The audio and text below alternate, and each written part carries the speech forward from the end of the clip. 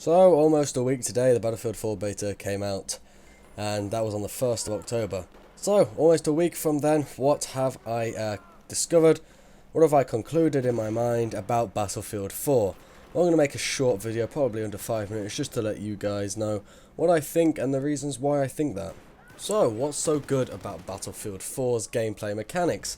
Well, for simple factors, the fact that we're now in a sprawling urban environment really does change the way people seem to be playing. Yes, we had back to Karkan in Battlefield 3, yes, we had a lot of DLC which had a lot of urban warfare maps in, but nothing ever really to this scale. So the gameplay mechanics are really cool. So what is so cool about the gameplay mechanics? Yes, you can go in loads of different vehicles, but you could do that in Battlefield 3. Well, to start off with, it's the verticality of this map alone. Now, I can't comment on the maps which I haven't seen and haven't played on personally, but Siege of Shanghai is an absolutely fantastic map for really unique and diverse gameplay. I myself have a range of experiences on that map already. From fighting with a small group of friends, it's been absolutely amazing and really enjoyable, in fact. Now, why is it so enjoyable? Well, for one thing, you can end up on top of a skyscraper within a matter of seconds after jumping out a helicopter, or you can have an inter-clan war. Now, what I mean by this is, we ended up facing off against an old friend of ours and his little group of what we like to call bum buddies, and we ended up facing them off on top of a skyscraper. Now, we were trying to win control of that skyscraper, and the only way up there was the elevator, specifically. But however, us being us, there are so many ways to get on top of that. Get a helicopter, exploit a glitch in the center of the map, which hopefully I'll be showing you in this video a little bit later on, so keep your eyes out for that. And you can pretty much end up on top of most skyscrapers in the game without too much trouble. But when you're fighting over one small objective while everything is raging on down below you, it's really enjoyable, and you really do feel a sense of epic scale while you yourself and your little group of mates have this one little objective.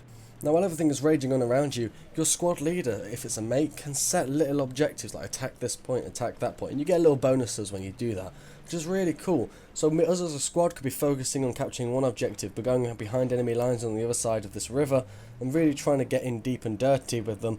But on the other hand, we could be the type of people who like to be on the front lines raging war, or we could be on top of a skyscraper sniping from a distance. But when you have that range of really good gameplay experiences to choose from, and you can use and adapt as a squad to how you want to play using your environment, it's really enjoyable. And there's so many different things you can do. If you're not good at being at that frontline force, fighting, having the assault rifles, jumping around, doing all that lovely stuff, and you want to sit back from a distance and you want to snipe, pick some people off, or quite simply you want to get in a vehicle. There's so many different vehicle types in this game already on this map, and this is an urban type map, so you can imagine the vehicle limitations are quite strict, no jets or things like that, but the vehicles do offer players with less experience on the ground and haven't leveled up as much to use vehicles, and the vehicles are really helpful. Not just from a personal perspective, from leveling up and all that stuff. They offer some new gameplay features, a new gameplay style, and they really do offer a good team advantage if you gain the right vehicles in the right place with the right people. Now, what I mean by this, for example, is when the tower falls down at sea, the first team to get control of that attack boat is very useful. It gets targeted very fast, and most of the time it gets took out very fast. If you get a good driver and a good team inside of that boat, you can really kick some ass. Now, where it's located on the map, obviously you can shoot to both sides, so that boat is a really key objective in the middle of the Shanghai map. Now, as far as classes go and the actual gameplay GUI, which is the system you look at, such as the battle screen, before you go into the actual gameplay, it's very nicely laid out and very simple, very nice indeed. I do really like it. From the customization of the weapons, being able to see it as you're customizing it, all that stuff, the different types of camos, gives you all your clear options of what you can unlock, what you need to unlock, what you need to get to unlock that.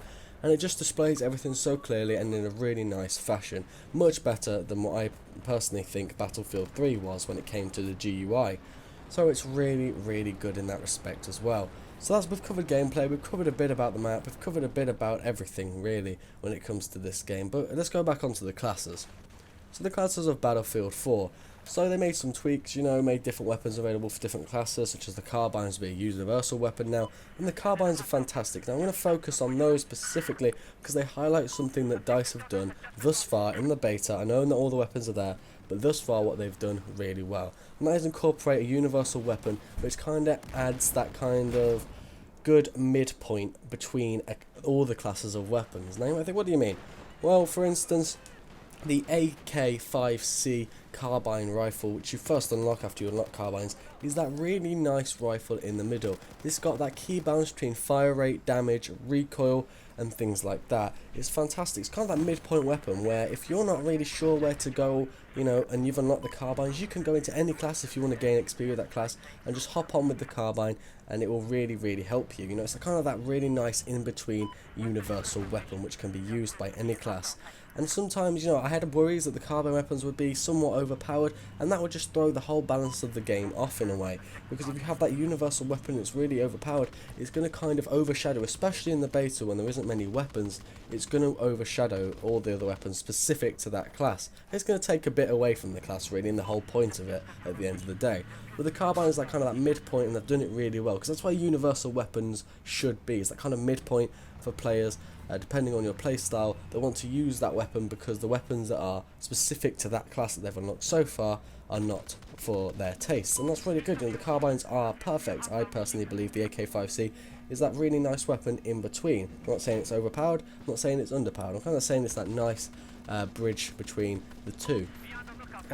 Not the same can be said for the ACW, personally, which is in Battlefield 3. The ACW is fast firing rate, good up close, absolutely atrocious at range from what I can tell, a lot of recoil, but yet again it's that kind of weapon where if you're an up close type of guy, you're in the C objective while the tower's stood up, or even when the tower's down, you can kick some damage with that as well. So that's it from me today, Jelly Billy Joe. We're nearly gone on to 7 minutes of this video, which is much longer than what I wanted to go on for. So I hope you guys have enjoyed this video, and I'll speak to you in a bit. Don't forget to like, subscribe, and I'll be back with more videos at a later date. I'll see you guys in a bit.